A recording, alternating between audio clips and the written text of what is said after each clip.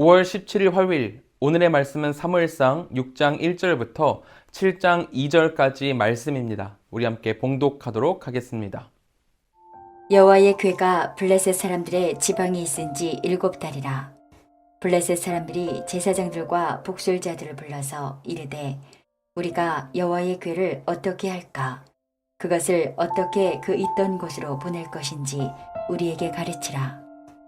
그들이 이르되 이스라엘 신의 궤를 보내려거든 거저 보내지 말고 그에게 속건제를 드려야 할지니라. 그리하면 병도 낫고 그의 손을 너희에게서 옮기지 아니하는 이유도 알리라 하니, 그들이 이르되 무엇으로 그에게 드릴 속건제를 삼을까 하니, 이르되 블레셋 사람의 방백의 수요대로 금 독종 5과 금쥐 5마리라야 하리니 너희와 너희 통치자에게 내린 재앙이 같음이니라.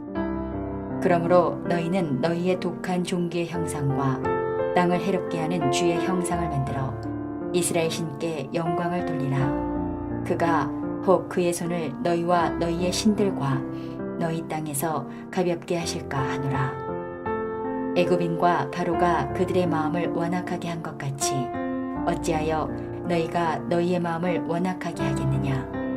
그가 그들 중에서 재앙을 내린 후에 그들이 백성을 가게 함으로 백성이 떠나지 아니하였느냐. 그러므로 새 수레를 하나 만들고 멍에를 메어보지 아니한 젖나는 소 2마리를 끌어다가 소의 수레를 메우고 그 송아지들은 떼어 집으로 돌려보내고 여호와의 궤를 가져다가 수레에 싣고 속건제로 드릴 금으로 만든 물건들은 상자에 담아 궤 곁에 두고 그것을 보내어 가게 하고, 보고 있다가 만일 궤가 그 본 지역길로 올라가서 벳세메스로 가면 이 큰 재앙은 그가 우리에게 내린 것이요 그렇지 아니하면 우리를 친 것이 그의 손이 아니요 우연히 당한 것인 줄 알리라 하니라.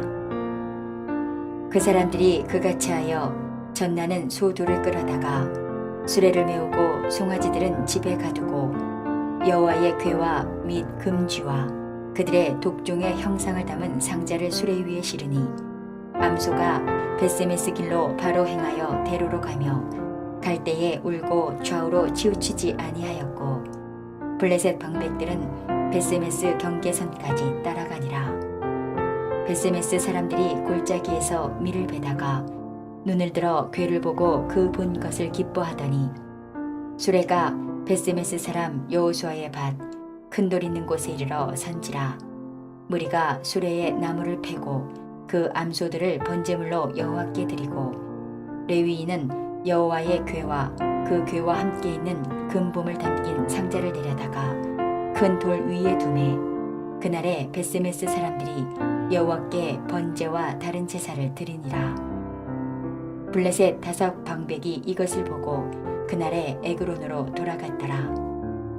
블레셋 사람이 여호와께 속건 제물로 드린 금 독종은 이러하니, 아스돗을 위하여 하나요, 가사를 위하여 하나요, 아스글론을 위하여 하나요, 가드를 위하여 하나요, 에글론을 위하여 하나이며, 드린 바 금쥐들은 견고한 성읍에서부터 시골의 마을에까지, 그리고 사람들이 여호와의 궤를 큰 돌에 이르기까지 5 방백들에게 속한 블레셋 사람들의 모든 성읍들의 수대로였더라. 그 돌은 벳세메스 사람 여호수아의 밭에 오늘까지 있더라. 벳세메스 사람들이 여호와의 궤를 들여다본 까닭에 그들을 치사 5만 70명을 죽이신지라. 여호와께서 백성을 쳐서 크게 살육하셨으므로 백성이 슬피 울었더라. 벳세메스 사람들이 이르되 이 거룩하신 하나님 여호와 앞에 누가 능히 서리요? 그를 우리에게서 누구에게로 올라가시게 할까 하고 전령들을 기럇 여아림 주민에게 보내어 이르되 블레셋 사람들이 여호와의 궤를 도로 가져왔으니 너희는 내려와서 그것을 너희에게로 옮겨가라. 기럇 여아림 사람들이 와서 여호와의 궤를 옮겨 산에 사는 아비나답의 집에 들여놓고 그의 아들 엘리야사를 거룩하게 구별하여 여호와의 궤를 지키게 하였더니, 궤가 기럇 여아림에 들어간 날부터 20년 동안 오래 있은지라. 이스라엘 온 족속이 여호와를 사모하니라. 오늘 본문은 블레셋이 언약궤를 탈취한 이후 하나님의 진노를 사게 되어서 큰 저주를 받게 되자 언약궤를 어떻게 처리할 것인지에 대해 고심하는 내용들을 담고 있습니다. 어제 본문에서 블레셋은 하나님의 언약궤를 자기들이 가지고 있는 우상 중 하나로 생각하여 전시하고 조롱하려 했던 것을 봤습니다. 하지만 하나님은 수많은 우상 중 하나가 아닌 only one, 오직 한 분, 참신 하나님이셨습니다. 그렇게 다곤 신상의 두 손과 머리를 날리시고 언약궤가 있는 성읍에 악성 종기를 일게 하시며 우리 주님이 누구이신지를 온천하에 공표하셨죠. 그렇기에 이제 블레셋은 여호와의 언약궤를 어떻게 처리해야 할지 골머리를 앓기 시작합니다. 성읍에 두는 것만으로도 신상들이 무너지고 악성 종기가 퍼져나가는데 이 언약궤를 부셔서 버릴 수도 없고 묻을 수도 없잖아요. 하나님께서 정말 살아계신 분이구나를 몸소 체험하고 있기 때문에 이들이 택할 수 있는 방법은 딱 한 가지, 다시 원상 복구하는 거, 원래 있던 곳으로 돌려보내는 것밖에 없었습니다. 연달아 재앙을 당하니 와 이거 우리가 감당할 수가 없다, 돌려보내자 하는 이런 생각이 들었던 거죠. 당연한 수순이었습니다. 그래서 그들은 궤를 돌려보낼 방안을 찾기 위해서 블레셋의 제사장들과 복술자들, 그러니까 무당들을 불러 모았습니다. 그래서 복술자들은 이렇게 해답을 내리죠. 3절입니다. 그들이 이르되 이스라엘 신의 궤를 보내려거든 거저 보내지 말고 그에게 속건제를 드려야 할지니라. 그리하면 병도 낫고 그의 손을 너희에게서 옮기지 아니하는 이유도 알리라 하니.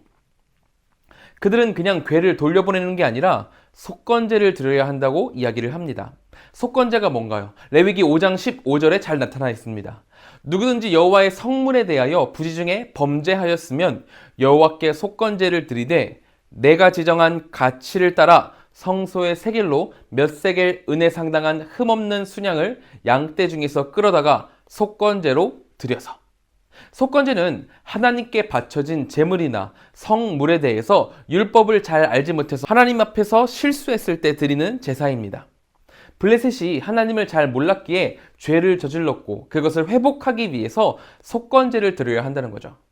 하지만 그들이 속건제를 드린다고 하는 방식이 또 가관입니다. 4절입니다. 그들이 이르되 무엇으로 그에게 드릴 속건제를 삼을까 하니 이르되 블레셋 사람의 방백의 수요대로 금 독종 5과 금 쥐 5마리야 하리니 너희와 너희 통치자에게 내린 재앙이 같음이라.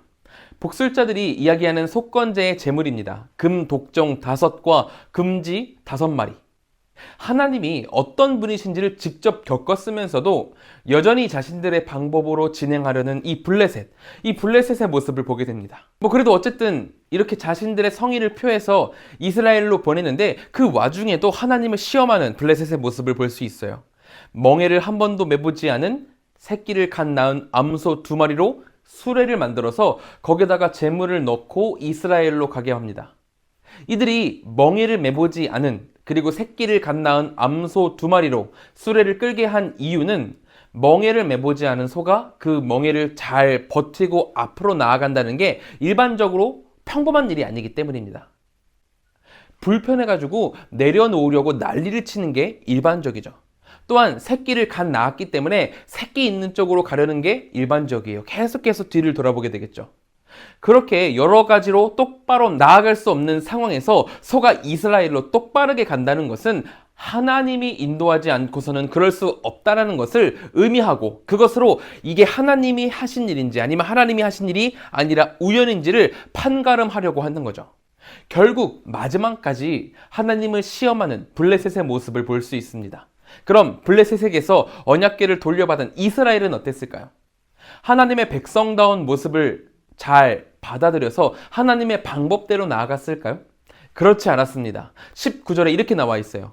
벳세메스 사람들이 여호와의 궤를 들여다본 까닭에 그들을 쳐서 5만 70명을 죽이신지라. 여호와께서 백성을 쳐서 크게 사륙하셨으므로 백성이 슬피 울었더라. 우리가 잘 알고 있다시피 언약궤, 이 궤는 원래 지성소에 있는 하나님의 약속의 증표입니다. 아무에게나 공개된 게 아니었죠. 그런데 언약궤가 들어오자 그 성읍의 사람들이 뭘 한 거냐면은 어떻게 생겼는지 궁금하니까 보러 가자 하면서 궤를 들여다본 거예요. 언약궤를 본다는 건 만일 미국 대통령이 서울에 왔는데 이게 평생 보지 못할 신기한 구경거리니까 우리 다 같이 가서 보자, 이 정도의 일이 아닙니다. 언약궤는 하나님께서 율법으로 어떻게 다뤄야 하는지를 정해놓으신 약속의 증표였어요. 아무에게나 공개된 게 아니었습니다. 그런데 이들은 하나님의 법을 따르지 않고 있는 겁니다.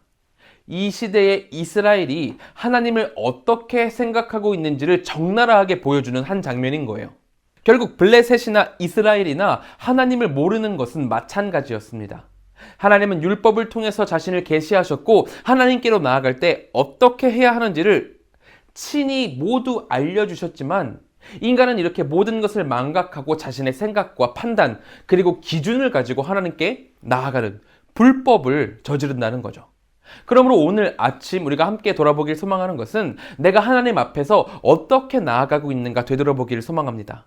이 방법이 하나님이 말씀하신 방법인지 아니면 내가 세상을 살아가면서 경험한 기준치를 가지고 내가 온전한지 불법한지를 살펴봐야 한다는 거예요. 내가 생각했을 땐 아무리 좋다고 하더라도 그게 하나님이 원하시는 게 아니면 아무리 좋아도 불법일 수밖에 없습니다. 오직 하나님의 말씀, 오직 하나님의 길을 따라 나아가는 우리 모두가 되기를 소망합니다. 정결하고 깨끗하게 하나님을 바라며 나아갈 때 하나님께서 우리 가운데 임하시고 축복하실 것입니다. 이것을 기억하며 함께 기도하도록 하겠습니다. 우리 이 시간 같이 기도하실 때에는 첫째로 오직 하나님을 기준으로 살아가는 우리 모두가 되도록 인도하여 주시옵소서라고 기도하길 소망합니다. 둘째로는 한국과 세계를 위해서 기도하겠습니다. 전 세계의 사회, 경제, 문화, 정치, 코로나, 전쟁 이 모든 것 가운데 주님의 회복이 임하기를 기도해 주시기 바랍니다. 셋째로는 볼리비아의 최성일 이연아 선교사님을 위해서 기도하겠습니다.